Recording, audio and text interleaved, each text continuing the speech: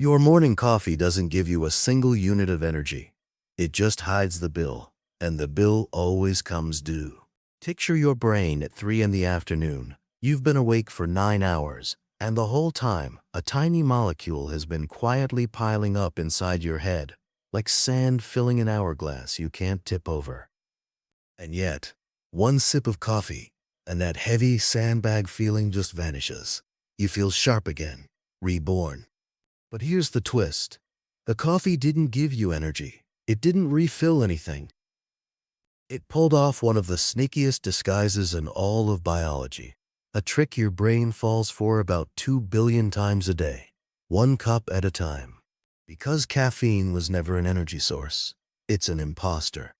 And the strangest part, the part nobody tells you, is that the tiredness never actually left. So if coffee adds nothing to the tank, why on earth do you feel wide awake? To understand the trick, you first have to meet the molecule being copied. Its name is adenosine, and it's the closest thing your brain has to a sleep timer. Here's how it works. Every second you're awake, your brain is burning fuel, a little battery molecule called ATP. And every time a bit of that fuel gets used up, it leaves behind a scrap. That scrap is adenosine. So the longer you're awake, the more adenosine collects, drifting through your brain like leaves piling on a lawn. Scientists call this growing pile sleep pressure. By bedtime, after 16 hours a week, you can have nearly twice as much of it as you woke up with. And adenosine isn't just floating there for show. It has a job. All over your brain are tiny docks built to catch it, receptors, shaped to fit adenosine like a key fits a lock. When enough adenosine clicks into those docks, it sends a single, gentle message through your whole head. Slow down. Get tired. It's time to sleep. That feeling of heaviness behind your eyes at midnight, that's not a metaphor. That's adenosine doing exactly what it was built to do. So where does caffeine fit into all this? Well, that's exactly the right word. It fits. If you could shrink down and look at a molecule of caffeine next to a molecule of adenosine, you'd do a double take. They're almost twins, nearly the same shape, the same little hooks and curves. And that resemblance is the entire trick, because those docks in your brain, the ones built to catch adenosine, can't actually tell the two apart. So when you drink coffee, caffeine floods in and wedges itself into the docks first, squatting in the parking spots meant for adenosine.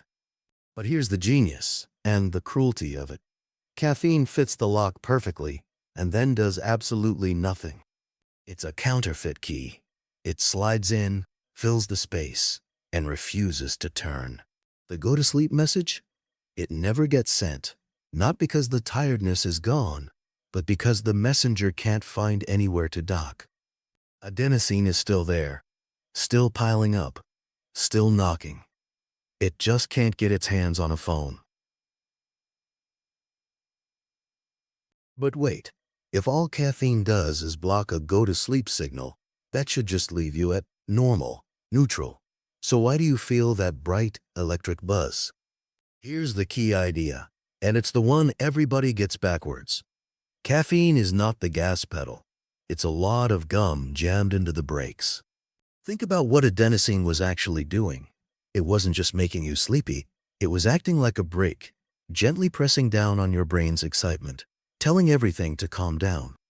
So when caffeine blocks that brake, it doesn't add any speed. It just takes the brake off.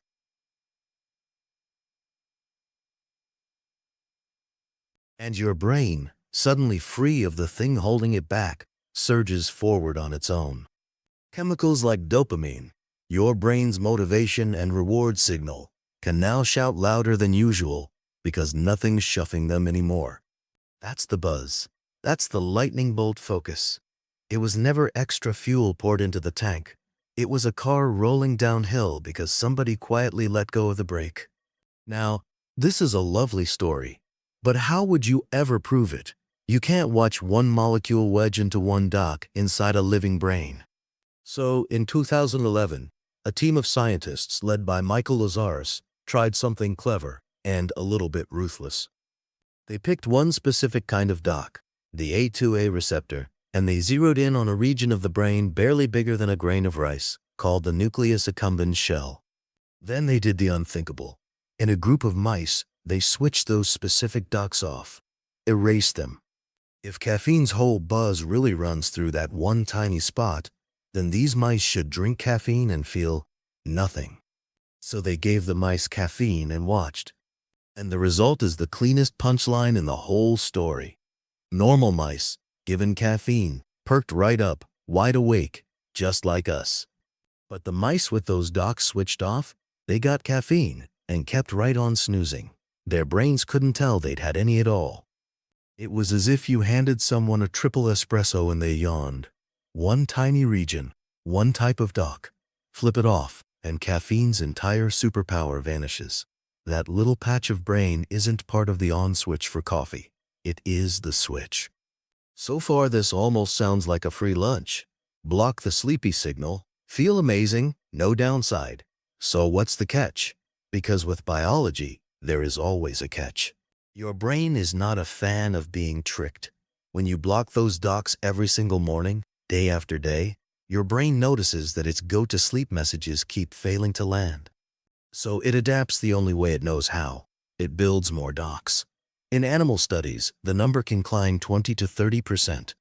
Now there are extra receptors everywhere, hungry for adenosine, which means your old cup of coffee no longer covers them all. You need more just to feel normal.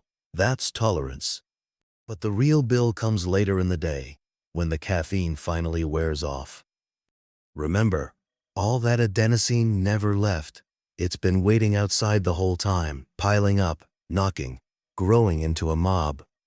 And the moment the caffeine clears out, every one of those docs, including all the new ones, opens at once. The adenosine floods in. Hours of held-back tiredness hit you in a single wave. That's the crash. And if you ever quit coffee cold, those extra docs throw a tantrum. Blood vessels in your head swell, and you get the pounding headache that practically begs you to brew another cup. Your brain, very politely, has taken you hostage. So let's go back to that question. If coffee adds nothing to the tank, why do you feel wide awake? Now you know. It doesn't fill the tank. It just unplugs the gauge that was telling you the tank is empty. The tiredness you felt this morning didn't go anywhere. Caffeine simply taped over the warning light for a few hours. And when it wears off, the light comes back on, brighter, because the whole time it was hidden, the tank kept draining. The only thing that ever actually refills you, that clears the adenosine out and resets the timer, is the one thing coffee was helping you skip: sleep. So tomorrow morning, when you wrap your hands around that worn cup, go ahead and enjoy it. It's one of life's great small pleasures.